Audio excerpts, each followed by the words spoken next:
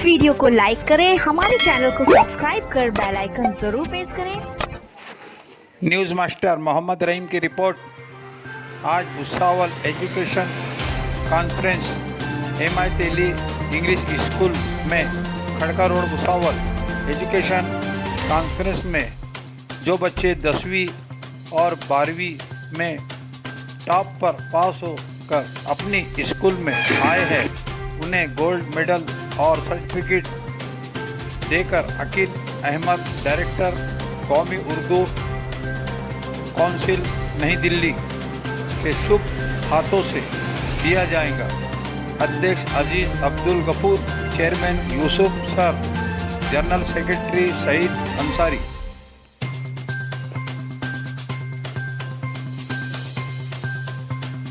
होने की वजह से सिविल सर्विस को हिंदुस्तान का सबसे रोशन करियर कहा जाता है। इस नौकरी में इज्जत, पैसा, सहूलियत और ताकत तमाम बातें शामिल हैं।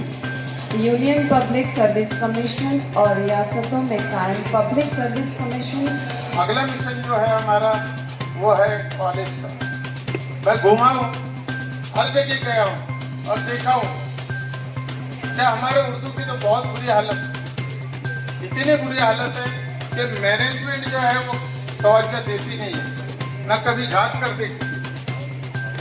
और टीचर लोग जो है अपना आओ जाओ घर समझते हैं, पूरा सिलेबस भी खत्म नहीं होता। और सबसे अजीम बात यह है क्या रिजल्ट कितना रहा, 90, 80। एक काम बहुत अच्छा करते, चीटिंग। वो चीटिंग चालू रखती है तो क्या होता है, जब बच्चा कंपनी में लगने जाता है तो कंपटीशन आ जाता है। बाहर निकलेंगे आप तो हर जगह कंपटीशन रहेगा। वो कंपटीशन को पूरा नहीं कर पाता तो क्या होता है मालूम, उसकी पीछे रह जाता है और आखिरी में आके पान की टपली, बाप रिटायर हुआ तो रिक्शा दिला देता है, BSc पास रिक्शा चला, उससे दूसरे का ये असर होता है कि अरे यार BSc करके क्या करूंगा, मैं तालीम हासिल करके क्या करूंगा, रिक्शा तो चलाना है। वो रिक्शे चलाना है तो उसको किस तरह रोका जाए, ये रोकने की बहुत जरूरी है। और हमारे जो है उस्ताद सोसाइटी के गर्ज़ गायब पेश करने के लिए मैं सोसाइटी के सदर मोहतरम जनाब अजीज़ शेख साहब से दरख्वास्त करता हूँ बड़े करम वो तशरीफ लाएं। बहुत वक्त हो गया है और मैं सभी मेहमानों का स्वागत करना चाहता था, मगर वक्त की किल्लत की वजह से मैं चाहता हूं कि एक बार जोरदार तालियां बजाएं और सबका स्वागत हो। दोस्तों, प्रोग्रेसिव माइनॉरिटी वेलफेयर सोसाइटी का वजूद जो है इसलिए हुआ कि अचानक ये डिक्लेयर हो गया कि PMT एग्जाम जो है अब अंग्रेजी में होगा, उर्दू में नहीं होगा। सब लोगों में घबराहट शुरू हो गई थी कि उर्दू स्कूलें बंद करना पड़ेंगी, मगर हमने हिम्मत की, सबको जमा किया और PMT 2 महीने के अंदर तैयारी की उर्दू बच्चों की और उनको एग्जामिनेशन में बिठाया और 3 बच्चे जो है वो डॉक्टरेट कर रहे हैं टाइटल हॉस्पिटल बॉम्बे में। हमने ये अज़्म लेके उठा था कि किसी न किसी तरह इसको उर्दू में कराए। हमने एक मेमोरेंडम तैयार किया और महाराष्ट्र के एजुकेशन मिनिस्टर एकनाथ खड़से को दिया। उन्होंने बोला ये उर्दू में नहीं होता। मैं बोला नहीं सर, किसी जबान में नहीं होता, सिर्फ अंग्रेजी में होता है। बोले मेरी मराठी स्कूल के लोगों ने बोला नहीं मुझे। मैं बोला नहीं सर, उनको भी क्या पता है, मालूम है कि नहीं। उन्होंने इमीडिएट फोन लगाया और बोले मैं एजुकेशन मिनिस्टर महाराष्ट्र का और मेरे स्कूल के बच्चे बैठेंगे नहीं, ये नहीं हो सकता। मैं आपसे वादा करता हूं कि अगले साल उर्दू में होगा, नहीं तो बंद हो जाएंगे। और सबसे खुशी की बात यह है कि PMT उर्दू में होगा। जब हमें एहसास हुआ कि सोसाइटी रजिस्टर होना चाहिए, हाई कोर्ट में हम केस दाखिल कर सकते हैं। नीट के जब एग्जामिनेशन शुरू हुए तो हमने नोटिस दिए और हाई कोर्ट की नोटिस जारी हुई, इमीडिएटली चेंज हो गया। उसी तरह बहुत सी चीजों में हमने दाखिला किया, कोर्ट केस किया और उर्दू को जिंदा रखा। इसके बाद ये हुआ कि हमने बहुत सी क्लासेस चलाई, RRB क्लासेस चलाई, क्लास 4 की क्लासेस चलाई। मैं गया था कि देखने कि 200 जो गार्ड है वो वहां से आ गए राजू क्लासेस से, 100 जो TC है वो राजू क्लासेस से आ गए। मैं राष्ट्रीय अध्यक्ष था, मुझे चाचू बोले कि कैसे से आ रहे हैं, क्या बात है वहां। जब मैं जाके देखा वहां पर तो आपको यकीन दिलाऊं कि राजू क्लासेस से मुझे 3 दिन रोका और बोले स्टडी कर लो।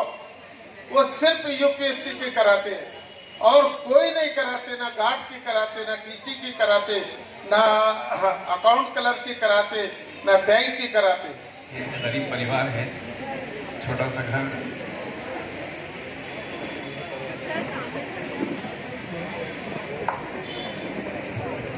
अम्मी अम्मी, जब मैं कलेक्टर बन जाऊंगी ना तब हमारा बहुत बड़ा घर होगा। हाँ बेटा, जरूर होगा। वालिद का दाखिला। क्या चल रहा है? खाना बनाने की तैयारी। हानिया, क्या कर रही हो?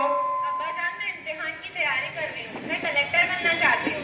हानिया, मैंने तुमसे कहा था ना, पढ़ाई में कुछ नहीं रखा है, घर के कामों में हिस्सा लो ताकि शादी के बाद कोई परेशानी ना हो। अब्बा जान, मैं पढ़ना चाहती हूँ, मुझे स्कूल जाने दो। या अल्लाह। अब्बा जान, मुझे पढ़ने दो, मुझे पढ़ने दो। तुमने सुना? यह बहुत बिगड़ गई है। मैं इसकी शादी उस परवेज TC के साथ कराना चाहता हूँ जिसकी बीवी का इंतकाल हो चुका है। उन्होंने इस रिश्ते के लिए भी हाँ कर दी है। मैं इसकी शादी जल्द से जल्द करवाना चाहता हूँ। क्यों जी? वो तो इतनी उम्र वाला है और उसके तो बच्चे भी हैं। और हमारी हानिया भी बहुत छोटी है, वो पढ़ना भी चाहती है। मैंने तुमको मेडिकल चेकअप करवाने को कहा था, न तो ऐसी बदतमीज लड़की पैदा नहीं होती। ये हमारे मजहब के खिलाफ है और सरकारी कानून से भी गलत है। बस करो, एक लड़का तो नहीं दे सकी जो पढ़ लिख कर मेरा नाम रोशन करता, मेरे बुढ़ापे का सहारा बनता। मैंने जो कहा वो मेरा अटल फैसला है। तुम्हारे अब्बा जान बहुत ही जाहिर और जिद्दी किस्म के इंसान है, वो तुम्हारी शादी करवा देंगे। मम्मी, मुझे पढ़ने का बहुत शौक है, मैं पढ़ना चाहती हूँ। अगर तुम पढ़ना चाहती हो तो तुम अपनी नानी के घर चली जाओ, वहीं तुम्हारी पढ़ाई पूरी हो सकती है। मैं किसी को नहीं बताऊंगी कि तुम कहाँ गई हो। ठीक है अम्मी, मैं तालीम हासिल करने के लिए ऐसा ही करूँगी। अब अब्बा जान से कभी मेरा जिक्र मत करना। नहीं बेटा, मैं नहीं करूँगी। भाई, मैं अब देख नहीं सकता, मैं अब कोई काम नहीं कर पाता। रजिया का भी इंतकाल हो चुका है और पता नहीं हानिया मुझे छोड़कर कहाँ चली गई। मैं उस कलेक्टर से जरूर मिलूंगा। चल भाई, मैं मुझे कलेक्टर साहिबा से मिला था। ठीक है भाई। कलेक्टर साहिबा, क्या हम अंदर आ सकते हैं? आ जाइए।